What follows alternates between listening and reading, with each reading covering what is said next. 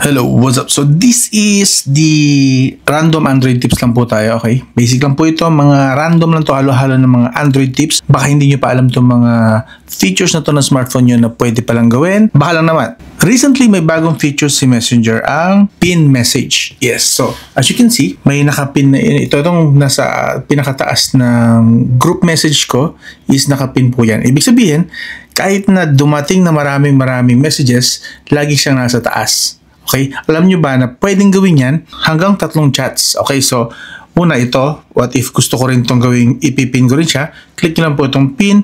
Again, hanggang 3 po yan. Ilong press nyo lang po yung chat and pwede na po yan. Lagi na po sila nasa taas. Okay? Kapag may dumarating na message, hindi po sila matatabunan. Useful po ito kapag yung chat group na yon is para sa iyo is napaka-importante. Hindi pwedeng ma-miss out ang mga message, like maybe pang business for family like this one, family group to. So gusto ko nasa taas lagi, hindi siya matatabunan ng chat. Yes.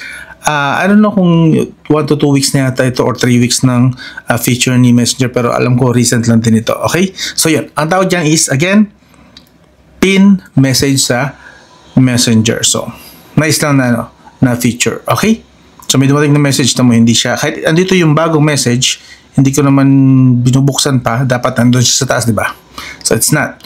So may dumating ulit na message, see that? Hindi pa rin siya matatabunan kasi yun yung priority. Yun yung nilagay ko na pin message. Okay? Try nyo lang, baka meron kayong mga message like sa jowa nyo na kailangan laging yung message niya mababasa nyo, or gusto nyo basahin lagi ang message niya kahit na nabasa nyo na before. Yan. Pin message. Pangalawang feature. Sa pangalawang feature, I think marami na nakakaalam nito, pero just in case kasi hindi ko pa na-feature, alam niyo ba na si that pwede na pong mag-post ng story na either music or GIF. Okay? So music, pili ka lang dito ng mga available music kay what do you call this, kay Messenger, or kung may trip ka na broken ka or masaya ang araw mo, you can search for your favorite music. Well, mga ilang seconds lang siya, pero at least andun yung vibe, di ba? Pwede rin actually na GIF. Kung GIF naman, yes, marami pong collection actually si Messenger na pwede nyong gamitin. Like kunwari, feeling funny. Hanap ka ng mga funny na GIF. Pili ka kung ano yung gusto mong trip na GIF or GIF, ano mabasa doon. Aliman doon, so gets. Ito, cute ito. So you can use that. So pagka share mo yan, lalabas doon yung story mo. So yan na po. Dati may clean message lang, pwede mo ilagay dyan. Ngayon pwede na music with message. Yes, pwede rin po pala. Like kunwari, silent prayer, tapos pili ka kung ilang second, calling part ng music lang ang gusto mo, done, and then lagay ka na message, feeling blessed. Wow. Feeling blessed. So yun, and then share. Yun na po lalabas with the music na napili mo. Kung tamang emo ka, express mo sa story mo. Alright? Yun yung pangalawa. Pangatlo, itong tip na to naman is para sa mga may tablet na walang SIM card. So, usually, minsan, ang ginagamit natin ay ang tablet kapag naka-charge ito, or siguro kapag mas preferred mo gamitin ito kasi nga mas malaki yung screen, nagtatrabaho ka, yun. And malayo ka sa phone mo. Or gusto mo rin na makatanggap ng text itong tablet na to galing sa phone mo. Alam nyo ba na pwede yun? Yes. Actually, dati medyo may extra app ka pang gagawin. Ngayon, direct na mismo sa Google Messages. So, as long as gamit mo ay Google Messages, like this one, yan, Google Message. And of course, dito sa kabilang phone ko, sa nating phone 3 ko is, mayroon din, Google Message din po ang gamit ko. So, what I can do, gusto ko mag-synchronize sila. Kung ano matatanggap na text nito, yun din na matatanggap nito. Actually, pwede nyo rin po itong gawin sa mga anak nyo. Like, kunwari, gusto nyo rin nababasa yung kanilang mga natatanggap na text. Or si jowa, baka lang naman. I'm not saying magpakapraning kayo, pero pwede nyo gawin ito. Na matatanggap na text ng jowa nyo is matatanggap din ang tablet na to. Okay? I believe applicable lang to sa mga tablet. Kasi usually ang tablet na walang SIM card, matic na nadidetect ng messages app na kailangan niya ng ganito. Alright? So, what I can do is open natin tong sa phone mo, sa phone na may SIM card, yung nakakatanggap ng chat, and then click nyo tong account na to, sa Google Message na to, kung saan yung may Gmail and picture nyo, yun, and then dito sa baba, meron ditong device pairing, yun, QR code, and then open nyo naman dito sa kabila, yung Google Message, may QR code yan, scan lang, and matic. Wait lang ng konti. By the way, applicable po ito nga pala kapag kailangan may internet po ito at may internet ito. Preferably, hanggat maaari, same network. Okay? Pero to be fair, kahit nasa labas ako, mobile data gamit ko, tapos ito naiwan sa bahay, lahat na mga messages ko natatanggap pa rin niya. As long as may internet lang yata talaga, pwede na. Basta may internet, kahit na magkaibang network, okay na. I'm just saying na preferably, same network para mas mabilis, diba? So yun, as you can see, kung ano yung message dito, pareho na po sila. See that? Right. So yun lang po, ganoon lang po siya kadali. Ngayon, what if ayaw mo nang i-synchronize, ayaw mo nang i-pair? Click nyo na po itong 3 buttons sa taas. Meron dyan nakalagay unpair. Mawawala na po yung connection nila. Hindi na po magsisynchronize na every time na may tumatanggap or natatanggap itong text, itong cellphone na to na may number na SIM card, hindi na po yan makakatanggap once na kinlik nyo itong unpair. Yes. Yun lang naman po. Ganun na siya basic. Pero currently, gamit ko talaga siya kasi madalas binibitawan ko itong phone and kapag may text, at least natatanggap ko kapag ito. Kapag dito ako nagbababad sa tablet na ito. By the way, this tablet is the Xiaomi Pad Mini. This is the Nothing Phone 3. So, hindi po kailangan na magkaparehong brand. Kahit magkaibang brand, as long as yung Google Messages app ang gamit nyo.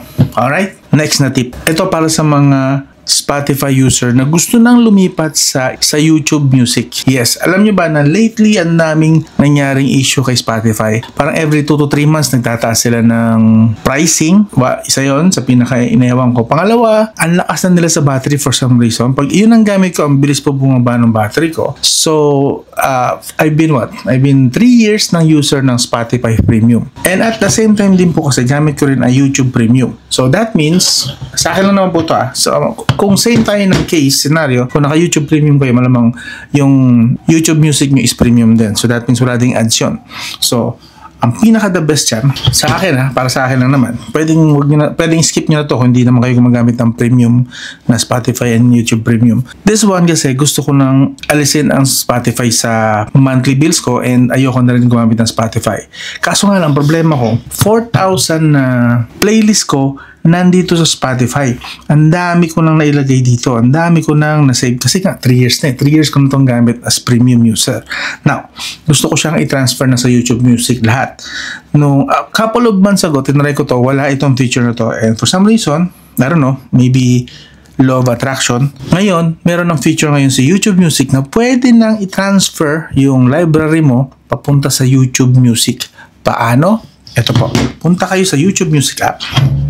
Punta kayo sa library and sa pinakadulo, meron po doon, swipe lang po sa library again. Pagpasok nyo ng library, swipe down po kayo sa pinakababa, yun.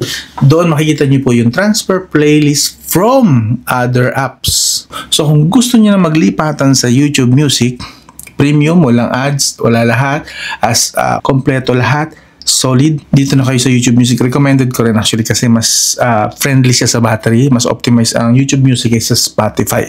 So, click nyo lang po yan.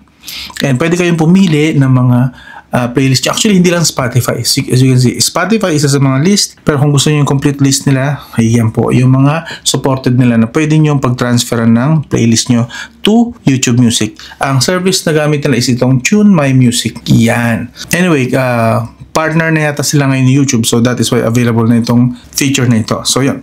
So in my case, Spotify.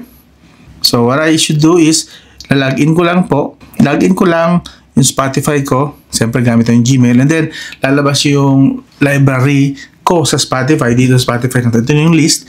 So, piliin ko lang yung gusto ko ma-transfer. In my case, tinransfer ko po yan lahat.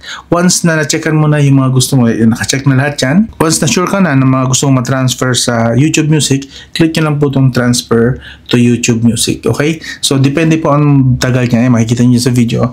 Ang tagal or bilis sa dami ng inyong playlist. In my case, since 4,000 po ito lahat na music, sa playlist na to, umabot siya ng around 3 minutes yata bago natapos. Depende rin yun actually sa inyong internet service yata. Pero in my case, 3 minutes natapos siya yung 4,000 na yun. Okay? May katagalan din, may kabagalan din. But I guess, that's it. So, yung ganun lang po ka-basic. Ganun lang siya ngayon kadali. Dati pa isa-isa, few months ago, nabuisit ako, hindi ko na tinuloy, kaya hindi pa rin ako makaalis sa Spotify. But right now, pwede na siya dahil ganun lang po kadali ngayon na mag-transfer ng buong playlist from Spotify to YouTube Music. Okay. Now, for some reason, this one is, tuturo ko sa inyo kung paano naman mag-off nung nag-a-alarm na NDRRMC, yung kapag may bagyo, may earthquake, may ano. For some reason, meron ilan sa inyo na ayaw yung tunog na yon, nabubwisito sila, ang ingay, well, I get the point. Medyo annoying nga yung tunog na yun, yung ingay, yung parang sirena ng bombero yung tunog sa smartphone. Biglang tutunog, tapos may appear dito na customer earthquake alert, signal number 1, signal number 2 alert, ganun. So alam nyo ba na pwede naman pong i-off yun, just in case. Hindi po nakakaalam, napakadali lang po. Punta lang po kayo ng settings ng phone nyo, yun. And then hanapin nyo po yung safety and emergency. Yun, eto yun. Yun. So from here, makikita nyo na po dito yung yan, earthquake alerts. Yan, pwede nyo po siyang i-off. Yun. Crisis alert yan. Actually, naka-off na. As you can see, naka-off na rin emergency, blah blah blah. Nabi ko na in-off dito kasi meron po ako dito mga 5 phone. Lahat sila tumutunog. So, hindi ko gusto na lahat sila sabay-sabay na tumunog. Isang phone lang ang inayaan ko naka-on yan. Para yun lang ang tutunog. So, just in case nag-wonder kayo ba't in-off ko rito, meron pa akong actually other phones na ganun din. Imagine niyo na lang, 5-6 na phone plus tablet at saka phone ng mga anak ko, tumutunog lahat sabay-sabay, di ba? Para dito may bumbero sa loob ng bahay. Mga ganun tunog, di ba? Basta maingay na parang sirena. So yun, off nyo lang. Sa ibang phone yata, ibang setup. Dito sa Xiaomi, I believe, hanapin nyo sa settings, punta kayo sa pinakababa, hindi naman pinakabas, may bandang gitna. Ito, safety and emergency, and i-off nyo lang din yung mga crisis alert, emergency SOS, yan, emergency location, earthquake alerts, kanon. So hanapin nyo lang po ito, siguro type nyo emergency. Kung iba ang nakalagay sa settings nyo, hanapin nyo emergency or yung alert. And then hanapin nyo yung mga ganitong feature na pwede nyo i-off para hindi na tumutunog. So, applicable siya sa mga kagaya ko na marami sigurong unit, maraming phones na sabay-sabay tumutunog. Isa lang ang itira nyo na tutunog, okay? Isa lang. Okay, magtira pa rin kayo kasi for emergency purposes yun, may reason yung bakit nasa phone natin para ma-alert tayo. And kung i-off nyo ng tuluyan lahat ng phone nyo na may ganong feature, baka lahat nagsisilikas na ikaw nasa bahay pa rin or something, diba? Or naliligo ka pa rin.